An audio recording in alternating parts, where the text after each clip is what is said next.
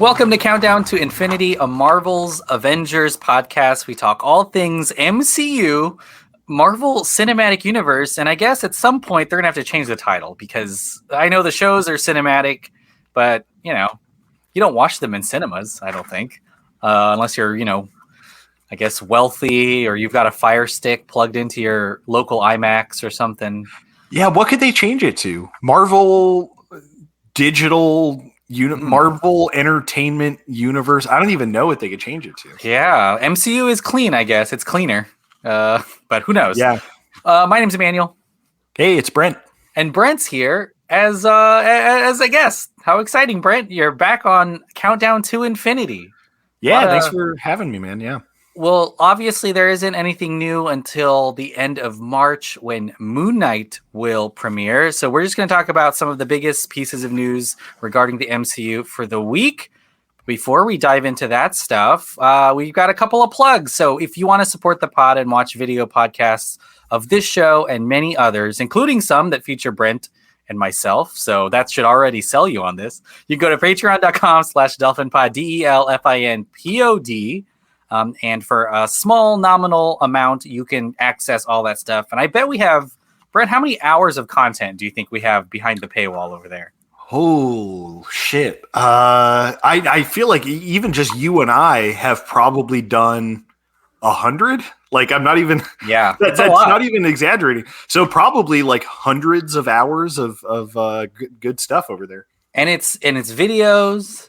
It's audios. There's like Marvel stuff, Star Wars stuff. There's a little something for everyone. I was going to make a joke about 127 hours, that movie, and say that, if you were that hiker stuck in the wilderness, you'd have plenty of content. Yeah, you'd lob the arm off and there'd still be tons of Patreon content waiting for you. There'd still be time. Honestly, though, if you had our Patreon playing while you're in the wilderness, you'd probably cut your arm off, hour one? Yeah, probably it'd take I gotta get out of here. Fewer hours. You'd say, I'm done. Not doing this. The other thing that we want to plug is tomorrow, February the 8th. It's a big day for old Hollyweird because, I shouldn't have said that. But the Oscar nominations will come out that morning. So the Academy will release the nominations for the best films and the best artists that whole year.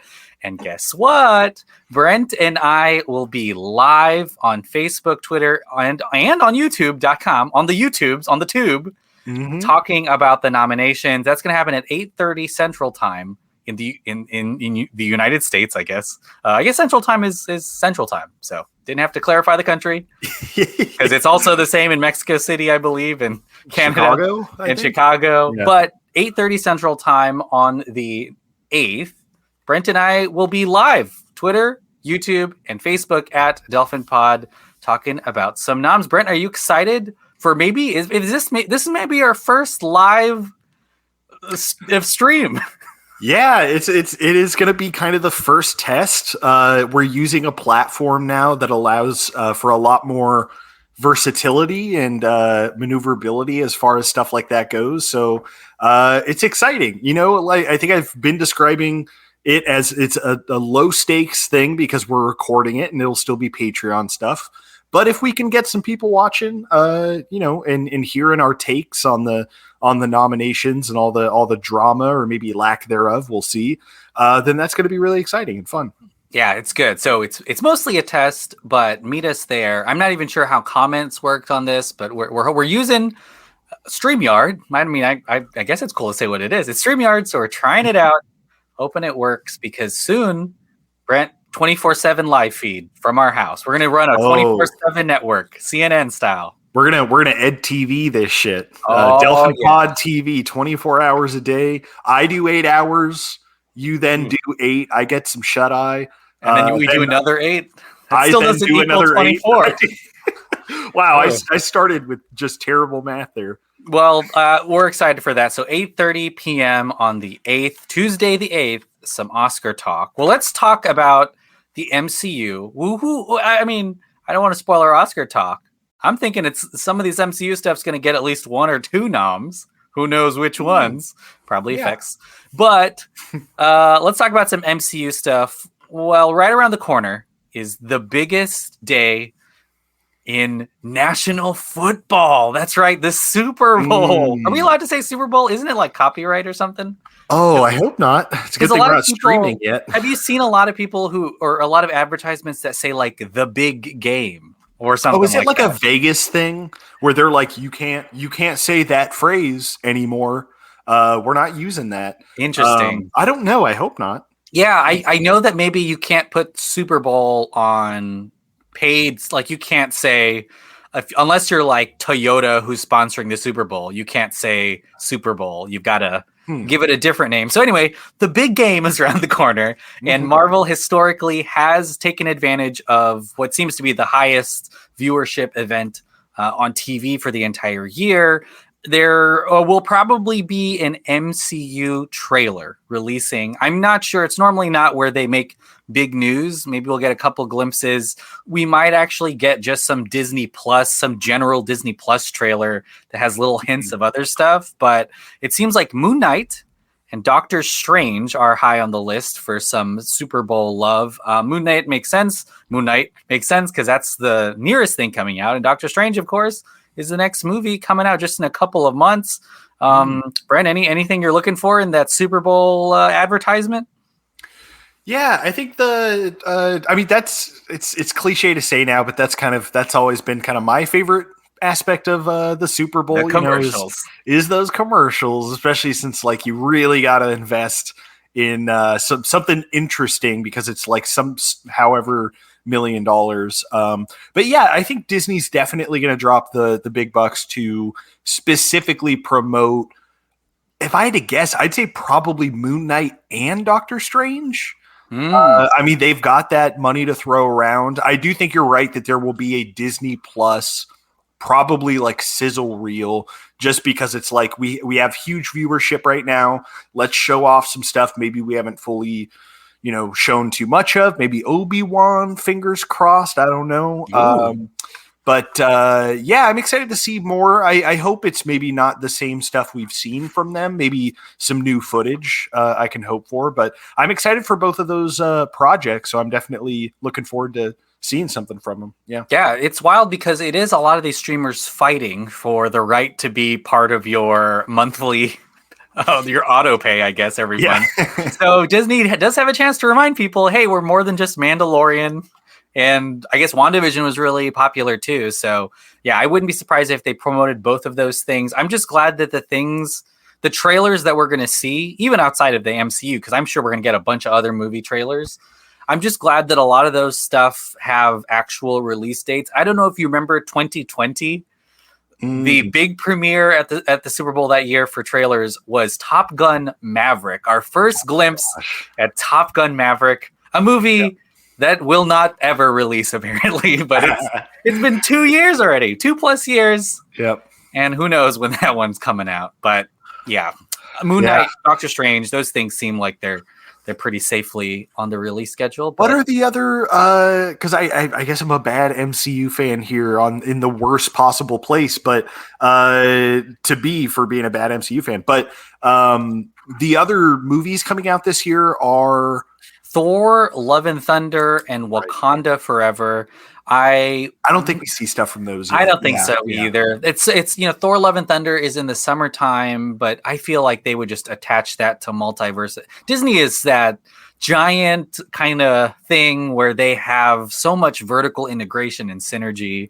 It's going to be on GMA or at the NBA Finals or something that they actually also benefit from, because I think NBC has the Super Bowl this year. So it's not even in-house. ABC's Oscars, right? Yeah. So you know what? I wouldn't be surprised if you're a fan of Universal. You'd probably get a ton of that stuff this year at the Super Bowl, because it's all, and of course, a ton of Olympic shit anyways. But yep, we're excited for that. And of course, I will talk about it once those trailers come out. The other piece of big news this week is some casting stuff, and not so much in the MCU, although technically in the MCU. And that is the news that Dakota Johnson has been cast as Madame Webb, which is really exciting, I think. But Amy Pascal has confirmed it. It's kind of on that outskirts of the MCU. a la Morbius, Venom. and Venom Yeah. world. It's super possible that they cross over, but I mean, Dakota Johnson, I don't think is really. This is kind of a big deal to have her as part of any kind of superhero franchise. She seems to be a darling of independent film and cinema. I think the biggest thing she might have done is 50 Shades of Grey, if I'm not mistaken. So, yeah, what do you think about Dakota Johnson in the MCU, kind of? Yeah, adjacently. I think it is interesting that she decided to do something like this, because I think that I could be psychoanalyzing from things I've thought I've seen or something, but I feel like I'm pretty confident she didn't have a great experience with the Shades of Grey movies, the 50 Shades movies, and similarly to kind of like Pattinson and Stewart with the Twilight movies, they kind of took a break and were like, I'm not doing something like that again. So it does seem like she was kind of enticed to come back. And I think this is a really kind of interesting idea for a project. And most of my excitement is because of her involvement. I mean, my only real knowledge of Madam Web comes from the animated Spider-Man series in the 90s. And Madam Web was always a character that I was like really intrigued by. I was like, there's such an element of mystery and kind of like it's kind of what I'm just now realizing about all of the Sony Spidey universe stuff is they're all characters who are like morally gray. Like Venom, Madam Web definitely is. They could straight up be villains, which wouldn't be surprising. Yeah, there's always this want for some kind of a Sinister Six type grouping at some point. Yeah, and I think all the movies so far, I haven't seen the second Venom, but obviously Carnage is the villain of that. But it's like so far they're being more so like anti-heroes, I think. Morbius looks kind of like an anti-hero vibe too. So I'm just curious I'll probably read up on Madam Web, get a little more familiar with the character, because it's an interesting concept for like a straight up like solo movie about that character, when I always viewed her as kind of a side tangential character. So I'm curious to see that for sure. Yeah, and I've seen her a lot as an older version of Madame Web too. Mm-hmm. She loses her sight, which applies to her costume, and she's kind of this psychic precog type thing. She's a very different kind of villain, even though technically she seems like she's also a spider or is web adjacent or something like that. Mm-hmm. The film will be directed by S.J. Clarkson. She's a pretty esteemed TV director. She's Orange is the New Black, Succession, EastEnders, and then a ton of Game of Thrones. I think she's actually doing the prequel series for HBO, so it'll be really cool to see what this looks like. But it seems like that side of the Spider-Man verse, the Sony side of it, isn't slowing down at all. I know we're kind of obsessed with Tom Holland's MCU version, but Venom 2, really successful films. We'll have to see what Morbius does. But who knows? There's going to be quite a few other Spider-Man spin-off films, I guess. At least for Sony. They're going to rake in those bucks, baby. Mm-hmm. All right. Last piece of news is really not huge, but I'm a huge fan of Peacemaker on HBO Max. Brent, are you watching Peacemaker? Yeah, man, I'm loving it. The last episode is this week? Wednesday? Yeah, it's almost over, right? Yeah, that's just 6 episodes of the first season. But yeah, it's great. I'm loving it. It's a whole lot of fun. James Gunn, of course, is a spinoff of Suicide Squad, which I think is a fantastic movie. But the character Myrn has been really cool. I don't want to spoil anything about him, but he's played by Chukwudi Iwuji, who is a great actor. And apparently from the filming of Peacemaker, and it actually I think happened while they were shooting the opening dance sequence that is the credits. James Gunn has cast him in Game of Thrones, Guardians of the Galaxy Volume 3, which is really cool. I think he was really just a big fan of him as a character, but kind of seems like James Gunn, that Guardians of the Galaxy is just going to be a bunch of people he really likes. Mm-hmm. I can't wait for a Lloyd Kaufman cameo that will probably happen. Yeah, Adam Warlock got Sid from Toy Story playing is in that movie. It'll be great. And I mean, everyone has been very clear, including James Gunn and a ton of the cast, that this is it for them. They're not going to do more Guardians, and they're like, this is it. Yeah. If this is going to be I think James Gunn has kind of foreshadowed the fact that it's going to be really, really sad. He says it's one of the darkest and saddest things he's ever written. I can't wait. We'll have to see. Yeah. It's odd to have like an actual wrap up in the MCU, apart from like Avengers and Endgame.